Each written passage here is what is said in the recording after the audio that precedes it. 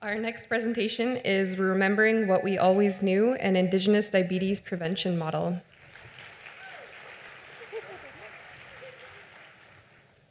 Bonjour, Nindawe Magani Duk Benesia Kwe Indigo, June Blue Indigenous Cause, Ajajak and Dudame, Gawabaganakag, Nindun Jaba, Anashinabe Nakoma Sokichida Kwe.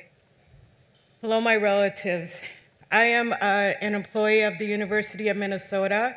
My colonized name is June Blue. My spirit name is Benesia Kwe, Thunderbird Woman. I bring in good things, but I also bring in Can't We Do Better?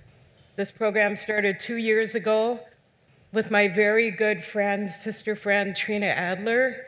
And we discussed what this would look like, diabetes prevention. And I said, I'm not getting in front of a bunch of people, my own people, and showing them how to cut up vegetables. So here we are today as elders. I want to say chimigwich to my Ogima Ogichida Ekwe, Mary Marchek. It is because of her and her courage and leadership that we are standing in front of you today. She is a great woman employee at University of Minnesota.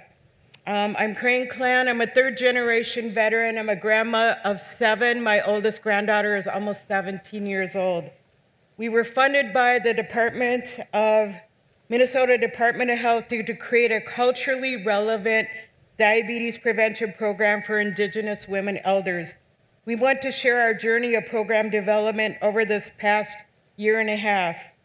We have organically built, with elders and community voices, a program model that is unique and truly reflective of our Indigenous ways of teaching, learning, and living. The slides we share will include pictures from the activities and events we experienced together. Chimigwich. Oh, Blamiaya. Ahemetakiapi. Chanupe ius banajiwe imachiape. Lilitayan wachiake. My English name is Carol, and I, together with June and these beautiful ladies here, developed this program. We looked at health holistically, as Indians do, right? We look at all parts of who we are. And with that, we developed a culturally relevant program. We were guided by our theory of change that helping women claim their cultural identity and purpose as medicine keepers, which leads them to understand and internalize their own value, to care for their own health and well-being, and to mentor others to do the same. We believe that our culture and traditional way, our pathway to good life, Mino Bimadijuin, I said it right. We developed a program model in which the women elders involved could have traditional and cultural experiences and feel supported. We really supported them the best we could as grandma elders. Well, I guess we could say we're baby elders.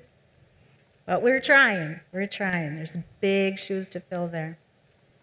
We're helping support them in reclaiming who they are and reclaiming their traditions. Lamiai.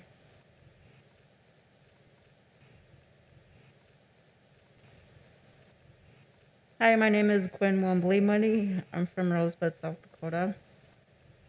And I am a member of the advisory committee that helped develop and field test this program. As advisory members, we felt honored and a little nervous to be involved in this program. Carol identified each of us to serve on this advisory committee by putting down tobacco, and our names came to her. We didn't know what the year ahead was going to involve. We didn't know each other, and we all had different connections to our Indigenous teachings and traditions. We weren't even told that it was supposed to be a diabetes prevention program until the very end of the breakfast. We then found out that the U of M was going to honor us for our time, even though we didn't expect it.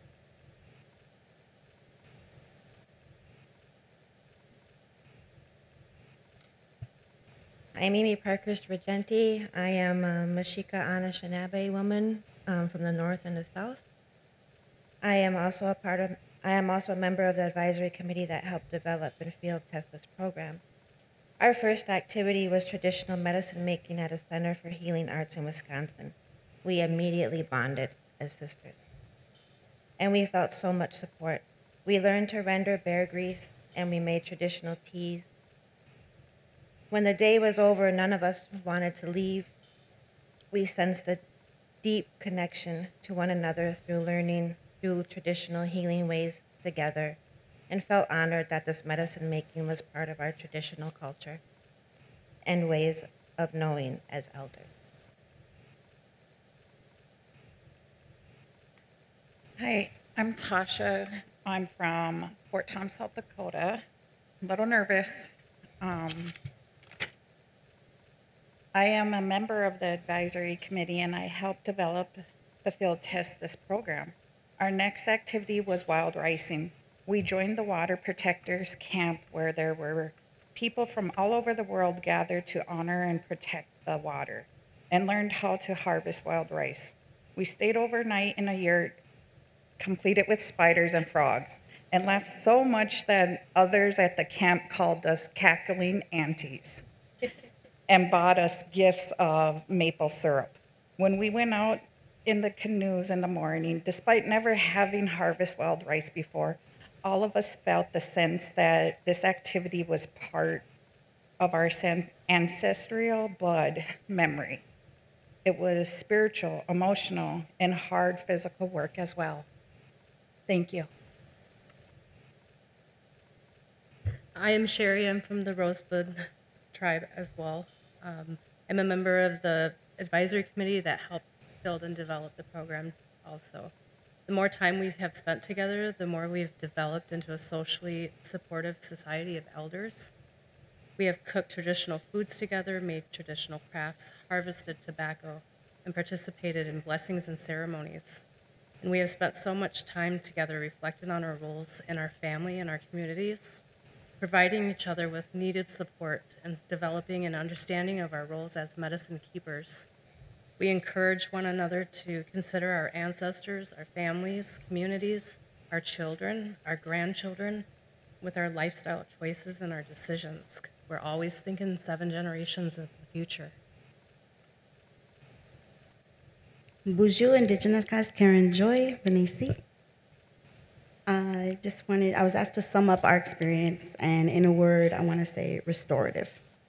It was everything that they described that you've heard so far, and the whole time we're weaving and mending hoops, including those that link us to our past, our ancestors, and our future generations. Rediscovering the innate ability of healing ourselves becomes fulfillment to our generations forward and generations behind. And as we've heard it echoed in this conference and others, when you heal yourselves, you change that DNA as it goes forward. So then our future generations inherit that goodness that comes forth with all this. So this is what we already knew as the poster session detailed, and culture. Culture is the answer, culture is the cure. And it's been an incredible journey, and there was a restoring in us of hope and the ability to heal ourselves, rediscovered, uncovering the path that has been all but destroyed by mandating, medicating, or dictating. In an Ojibwe, we say, "Bimantizi win," the good life, or going in a good way, and that is the direction we are going. Miigwech, Bisantayeg.